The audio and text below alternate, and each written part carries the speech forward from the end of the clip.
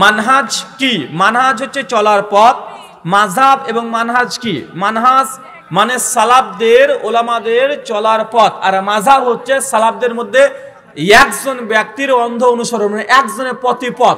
আর মানহাজ হচ্ছে সালাফদের মধ্যে যারা হকপন্থী আলেম তাদের সকলের পথের মধ্যে হক পন্থটাকে গ্রহণ করে সেই পথে চলা, এটাকে বলা হয় মানহাজ। এটা বিস্তর পার্থক্য আছে সম্মানিত সুধী। আর আজকে যারা বিশেষ করে আপনাদের এই যে আলোচনা সভা যারা কমিটি আছেন, এবং আমি আজকে এটা বলতে চাই, বিশেষ করে যারা এত বড় বড় আয়োজন করেন, আপনারা কয়েকটা জায়গাতে ভুল করে ফেলেন। কি ভুল জানেন? এত বড় আয়োজন করেন, কয়েকটা জায়গাতে ভুল করে ফেলেন। আজকে এখানে আলোচনাতে কয় হাজার মানুষ এসেছে? 2000, 5000, 10,000, তাই তো? কিন্তু যে আমাদের মিডিয়া ভাইরা আসছে, দেখেন কতজন এসেছে দূর দূরান্ত থেকে। কে বগুড়া থেকে এসেছে, কে ঢাকা থেকে এসেছে, কে টাঙ্গাইল থেকে আসছে, কে দিনাজপুর থেকে আসছে, দূর দূরান্ত থেকে চলে আসছে। এবং তাদের ফজিলতে, কথা বুঝতে পারছেন না?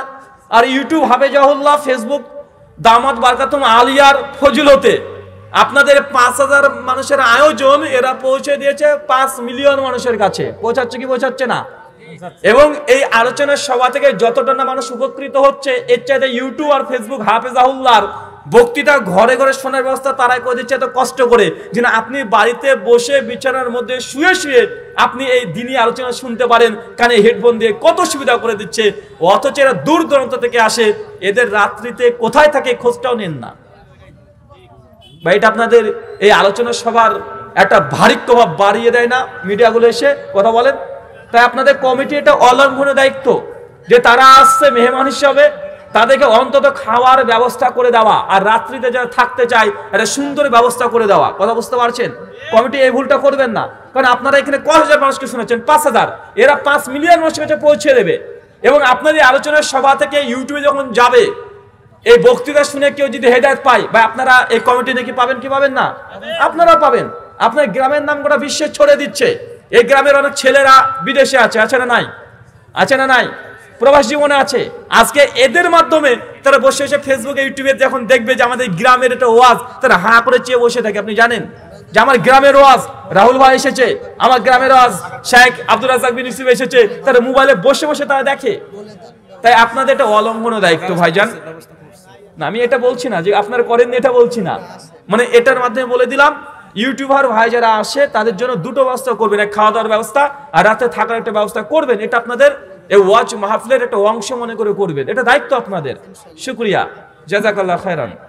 আমাদের মসজিদের মুসল্লিরা মসজিদে এসে নামাজ না পড়ে বসে পড়ে।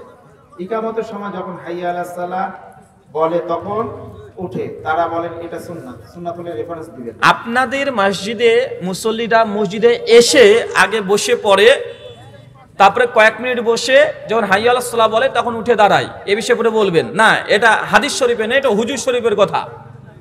এটা হাদিস শরীফে না, এটা কি? এটা হুজুর শরীফে আছে। আর হাদিস শরীফ সহিহুল বুখারী হাদিস নাম্বার 444, আল্লাহ নবী বলেছেন, কেউ যদি মসজিদে প্রবেশ করে সল্লু রাকাতাইন, 2 রাকাত নামাজ না পড়ে যেন কেউ না বসে। আগে বসা যাবে না, এটা মসজিদের আদবের খিলাফ।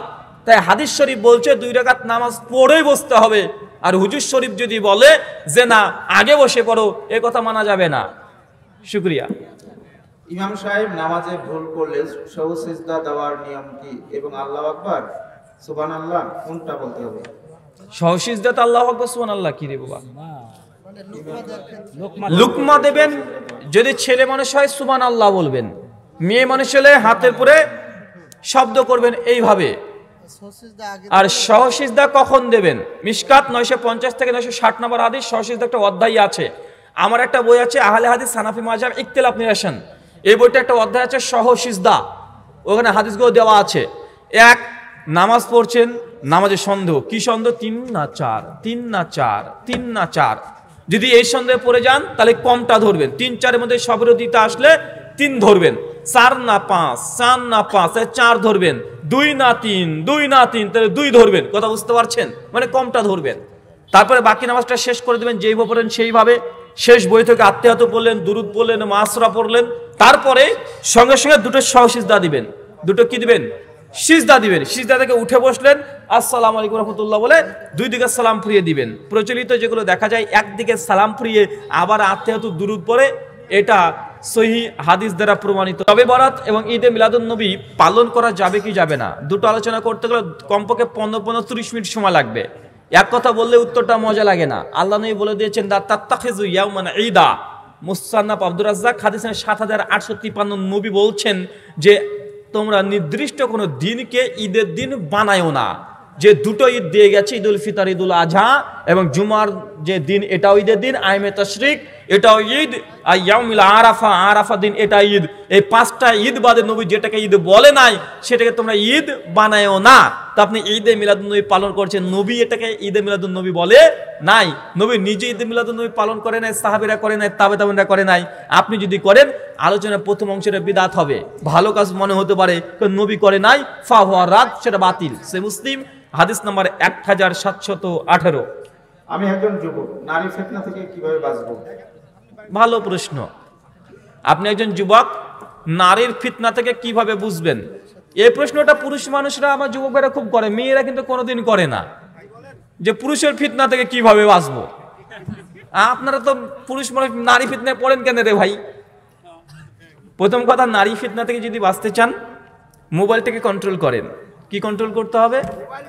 মোবাইল, ফেসবুক কি করতে হবে? ফেসবুকে কন্ট্রোল করতে হবে। আপনি কন্ট্রোল কি, ফেসবুকে যদি কোনো রাত্রিবাদে সাজেস্ট করছে, দেখা যাচ্ছে একটা মেয়ের একটা প্রোফাইল সামনে এসে সাজেস্ট করছে, ভাবছেন যে কি করব, দিয়ে দিই নাকি একটা রিকোয়েস্ট। আপনি নিজেই খাল কেটে কুমির ডেকে আনেন। মানে মেয়েদেরকে আগে ফ্রেন্ড লিস্টে নিয়ে গোটা ফ্রেন্ড লিস্টটাকে লোড করছেন মেয়েদের নাম দিয়ে, আবার বলছেন নারী ফিতনা থেকে কিভাবে বুঝবো, মানে বের হব। আগে ফেসবুকে যত মেয়েদের আছে সবগুলোকে আনফ্রেন্ড করে দেন, যদি সম্ভব হয় তাহলে ব্লক লিস্ট করে দেন। কথা বুঝতে পারছেন? একদম ব্ল্যাক লিস্টে ফেলে দেন যে কোনোভাবে। ইউটিউব থেকে যত খারাপ ছবিগুলো আসে, ভিডিও আসে, এগুলোকে সবগুলো আগে ডিলিট করে দিতে হবে।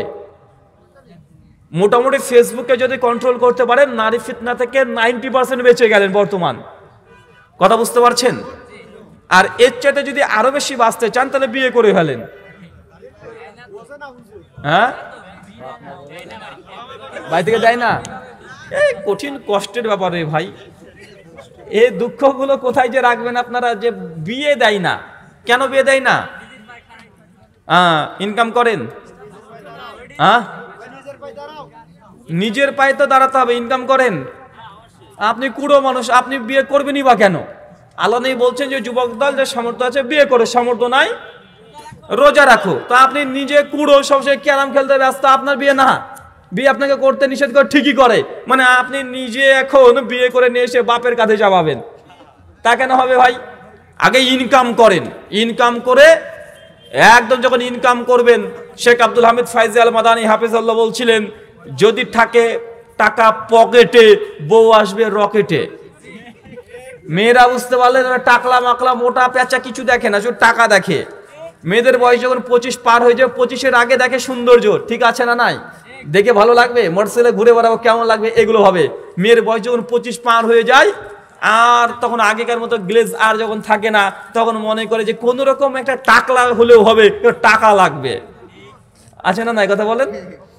দেখবেন আপনার স্কুলের মেয়েটা যে সবচেয়ে বেশি সুন্দরী ছিল, আপনাকে পাত্তা দিত না, আরো কাউকে পাত্তা দিত না, মানুষকে একদম ঘুরিয়েছে। কত 25 বছর 27 বছর হয়ে গেছে, বিয়ে করেনি, ভাব নিয়েছে এখন বিয়ে করব না।